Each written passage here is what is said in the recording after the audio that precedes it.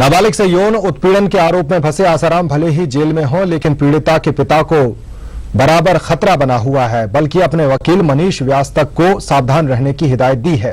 यही नहीं, जो कुछ भी पीड़िता ने अपने पिता को बताया है, उससे यही बात सामने आ रही है कि आश्रम की अन्य लड़कियों को भी आसाराम ने अपना शिकार बनाया है। साथ ही शिवा सहित अन्य आरोपियों ने बराबर पीड़िता के पिता को एसएमएस भी भेजे हैं। पीड़िता के पिता ने अपने अधिवक्ता मनीष व्यास को कई अहम जानकारियां दी हैं। हमारे संवाददाता राजीव गौड़ ने पीड़िता के अधिवक्ता मनीष व्यास से बातचीत की है। नाबालिग से यौन उत्पीड़न के आरोप के मामले में आसाराम की मुश्किलें लगातार बढ़ती जा रही है।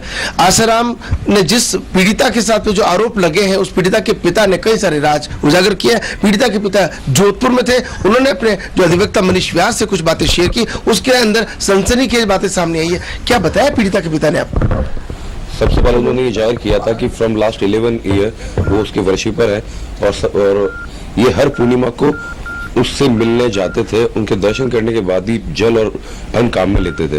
तो उन्होंने ये बताया कि ये जो शिवा नाम का जो अभियुक्त है, ये शिवा नाम के अभियुक्त द्वारा उनके मोबाइल पर मैसेजेस किए जाते थे। तो ये जो एसएमएस आने की जो बात आई है, इस एसएमएस आने की बात को आई होप कि आईयू पुलिस ने अपने रिकॉर्ड पर लिया होगा। तो हॉस्टल वार्डन शिल्पी वगैरह है, तो मेरी बेटी ने हिम्मत करके दिखाई।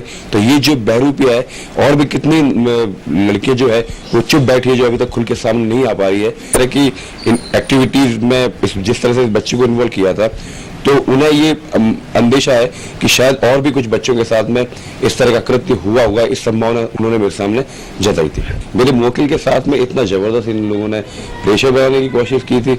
आज भी उस लड़की के परिवार को सुरक्षा दे रखी है यूपी सरकार ने भी। तो और इवन मेरे वकील ने मुझे भी आगाह किया है कि वकील साहब, आपने हिम्मत दिखाई है मेरी पैरवी करने के लिए।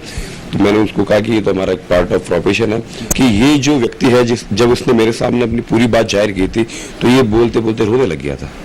तो आप देख सकते हैं कि ये किसी की पुत्री के साथ में इस तरह का हादसा हो, और जिस इंसान को वो भगवान मानते हो, वो भगवान के नाम का जो बहरूपिया है, वो किसी को इतनी परेशानी दे दे कि आंखों में आंसू आ जाए। तो ऐसे में ऐसे व्यक्ति को कैसी सजा मिलनी चाहिए, ये तो न्यायालय तय करेगा। मगर जिस तरह से पीड़िता के पिता दबाव में है, प्रेशर में है, और उनको धमकाया जा रहा है, परेशान किया जा रहा है, यहाँ तक उन्होंने अपने वकील तक को कह दिया कि आप भी सावधान रहिएगा। और जहां तक पुलिस की बात करें, तो जो मैसेजेस है जो शिवा ने और अन्य आरोपी का आपस में जो इस पीड़िता के पिता को किए गए हैं, उनको अगर पुलिस रिकॉर्ड पर लेती है, तो निश्चित रूप से कहीं और राज जो है वो खुल सकते हैं।